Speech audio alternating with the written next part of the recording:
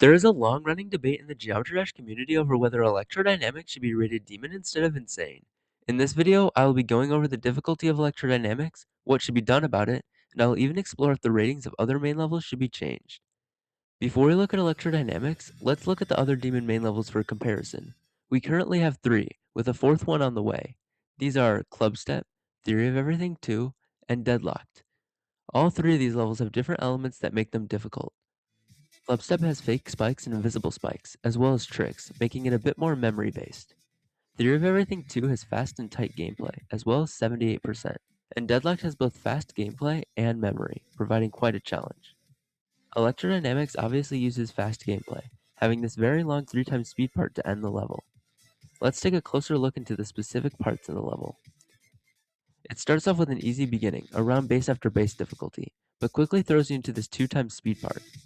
After a couple jumps that if you think are difficult you have a skill issue, we get to this cue part that while being fast, isn't really harder than a level like Clutterfunk. Some invisible blocks are thrown in though, which can make it tricky. Next is a ship part, pretty standard. Then a tight UFO section, but still manageable. And so far, it seems about the same difficulty as Hexagon Force. This ball part is free, and so is the cube. But then we get to this 3x speed part, and you better hope you practice this part beforehand. This ship section is insane the first time you play it. The ball part, however, is super easy, which I find funny. After that break, there's more intense ship, but it's easier since you just go up and down in a predictable fashion. Yet another easy ball part, there seems to be a lot of these. Then we get a cube, which really tests your reaction time. And finally, one last ship section that is a bit more forgiving with some of the spikes missing. So how does electrodynamics hold up when compared to other main level demons?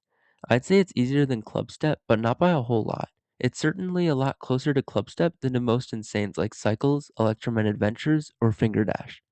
However, if electrodynamics was a custom level, I don't think it would be a demon, whereas Clubstep probably would be. So, should RobTop change electrodynamics to demon then?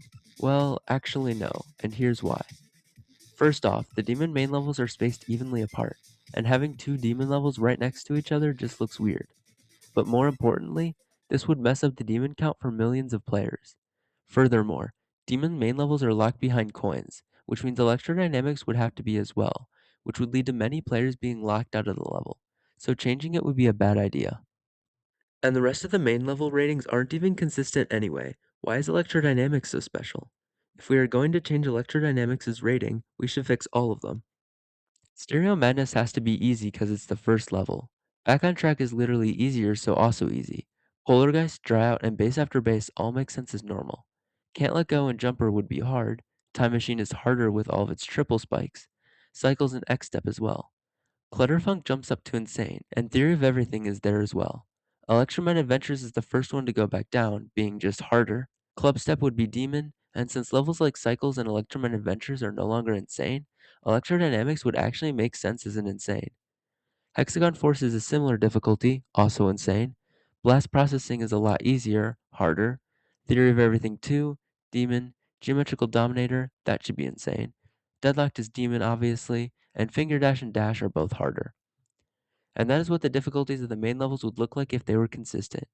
These are still not consistent with custom levels, otherwise Stereo Madness would be like 5-star. But this makes a lot more sense.